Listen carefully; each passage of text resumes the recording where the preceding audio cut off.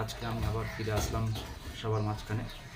আজকে আমি একটা বই রিভিউ করতে চলেছি, ক্লাস 10-এর ভূগোল বই।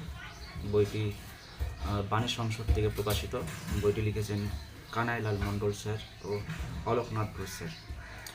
এই বইটি আমার মতে বা আমি যতটা দেখলাম, আমরা যেহেতু সাধারণত মোদক স্যারের বইটাকে খুব প্রেফার করি, এই বইটি তার পাশে রাখা যেতে পারে বা এই বইটি তার বিকল্প হতে পারে।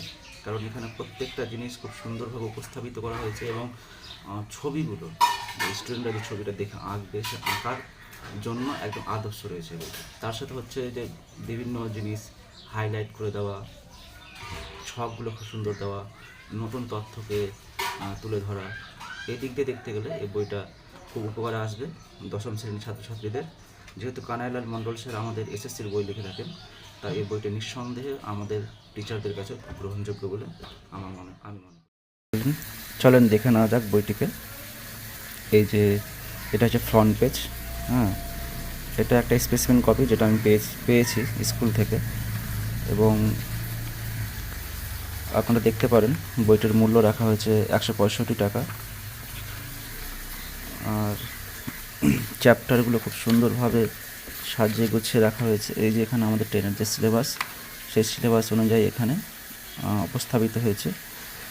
এবং এটা হচ্ছে প্রথম পেজটা, যেটা হচ্ছে আমাদের প্রথম চ্যাপ্টার, বহির্জাত প্রক্রিয়া ও তাদের দ্বারা সৃষ্ট ভূমিরূপ। এভাবে প্রত্যেকটা চ্যাপ্টারের প্রত্যেকটা জিনিস খুব সুন্দরভাবে সাবলীলভাবে তুলে ধরা, ডায়াগ্রামগুলো, ম্যাপগুলো, প্রত্যেকটা জিনিসকেই হাইলাইট করা আছে। এবং আমার মতে খুব সুন্দর বিকল্প হতে পারে যেটা গতানুগতিক টেক্সট বুক রয়েছে আমাদের কাছে, তার একটা।